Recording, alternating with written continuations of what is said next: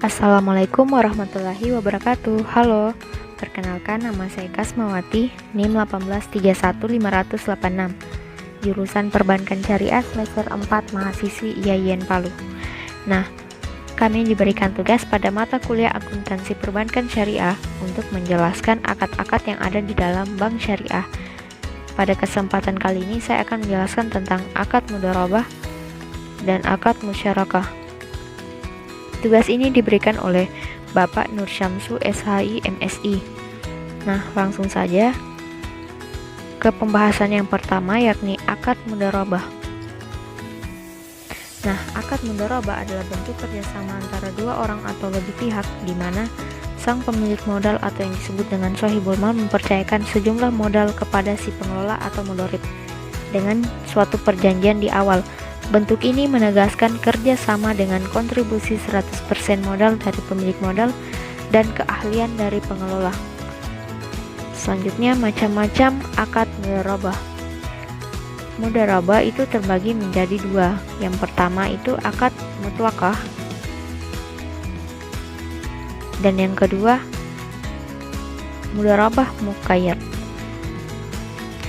Selanjutnya, landasan hukum akad mudharabah itu tercantum dalam Quran surah Al-Jumu'ah ayat 10 yang artinya, dan apabila telah ditunaikan sholat maka bertebaranlah kamu di muka bumi dan carilah karunia Allah dan ingatlah Allah banyak-banyak supaya kamu beruntung. Maksudnya itu, setelah kita menunaikan sholat, setelah kita beribadah, setelah kita memohon kepada Allah, alangkah baiknya kita juga harus berusaha untuk mencari rizki yang halal dan melanjutkan pekerjaan serta menyelesaikan keperluan yang belum selesai. Selanjutnya, Fatwa Dewan Syariah Nasional yang menyatakan tentang pembiayaan mudharabah atau qirat itu tercantum di nomor 07-DSN-datar MUI-4-2000. Selanjutnya, rukun dan syarat mudharabah. Rukun akad mudharabah itu ada ijab dan qabul. Kemudian syarat dari akad mudharabah, teman-teman bisa lihat ada 6 poin. Selanjutnya,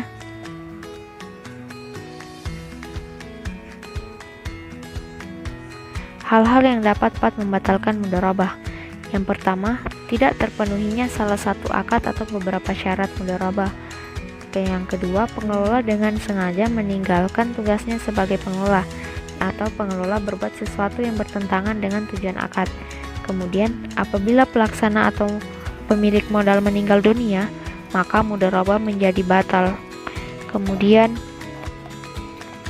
skema kerjasama mudharabah itu sini kita dapat lihat di sini nasabah sebagai pengelola atau mudharib, sedangkan pihak bank itu sebagai pemilik modal atau shahibul mal. Nah, nasabah mengajukan pembiayaan kepada pihak bank untuk memperoleh modal usaha. Kemudian bank memberikan modal sebesar 100% untuk dikelola oleh nasabah yang memiliki keahlian tertentu, dan ketika akad berlangsung telah ditentukan proporsi bagi hasilnya, dan jika terjadi kerugian ketika menjalankan usaha yang bukan kelalaian nasabah, maka kerugian ditanggung oleh pihak bank. Nah, setelah usaha berjalan, lalu keuntungan dibagi sesuai ketentuan nisbah yang telah disepakati di awal. Kemudian selain itu, nasabah juga harus mengembalikan modal pokok kepada pihak bank. Nah, sekian dari penjelasan tentang akad mudharabah. Selanjutnya, yang kedua, akad musyarakah. Nah, akad musyarakah atau syirka adalah bentuk kerjasama antara dua orang atau lebih pihak, di mana suatu usaha tertentu, di mana masing-masing pihak memberikan kontribusi dana dengan ketentuan dan risiko yang ditanggung bersama sesuai dengan kesepakatan. Kemudian, macam-macam musyarakah itu terdapat dua jenis juga. Yang pertama itu syirka amlak, teman-teman bisa lihat. Kemudian yang kedua syirka ukut.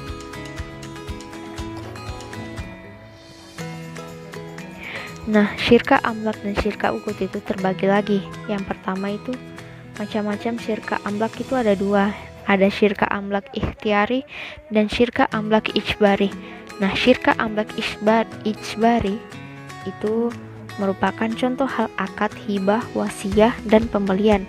Maka dalam syirka amlak ikhtiari tidak terkandung akad wakalah dan akad wilayah atau penguasaan dari salah satu syarik kepada syarik lainnya. Nah, syirka amlak ijbari. Nah, syirka amlak ijbari adalah syirka antara dua syarik yang terjadi karena peristiwa alami secara otomatis seperti kematian. Kemudian macam-macam syirka ukut.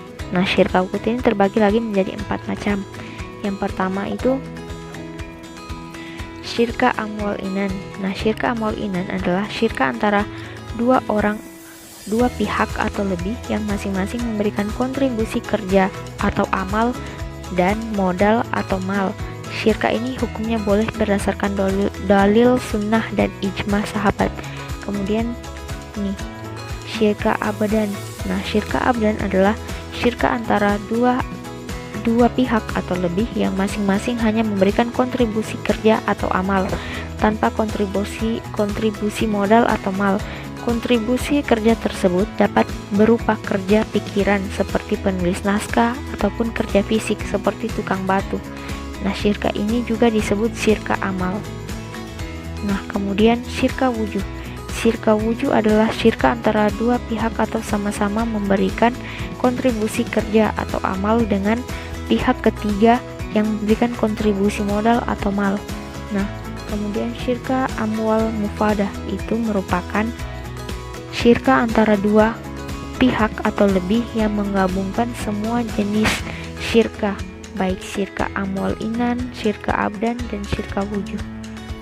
Selanjutnya, landasan hukum akad mudharabah itu terdapat dalam Quran surah Asy-Syad ayat 24 yang artinya, dan sesungguhnya kebanyakan dari orang-orang yang berserikat itu, sebagian mereka berbuat zalim kepada sebagian yang lain kecuali orang yang beriman dan mengerjakan amal soleh, dan amat sedikitlah mereka ini. Nah, ayat ini merujuk pada dibolehkannya praktik akad musyarakah karena adanya perintah berserikat atau partnership yang artinya kerja sama dua atau lebih pihak untuk melakukan usaha perniagaan. Kemudian fatwa Dewan Syariah Nasional yang menyatakan tentang pembiayaan musyarakah itu tercantum di nomor 08-DSN-MUI-4-2000. Selanjutnya, rukun dan syarat mudharabah. Yang pertama, jelas pastinya harus ada pihak-pihak yang berakad. Kemudian yang kedua, jelas juga harus ada objek yang menjadi akad. Kemudian sigot, adanya ijab dan kabul. Nah, kemudian bagian yang terakhir itu adanya skema musyarakah. Nah, ini dia skema musyarakah. Nah, nasabah mendatangi pihak bank untuk melakukan pembiayaan musyarakah untuk usaha tertentu. Dalam usaha tersebut, nasabah mendapatkan keuntungan oleh usaha yang dijalankan, tetapi keuntungan tersebut dibagikan oleh kedua pihak sesuai dengan ketentuan yang sudah diatur atau yang disepakati di awal. Nah, sekian yang dapat saya jelaskan tentang musyarakah. Mohon maaf atas segala kesalahan kata-kata.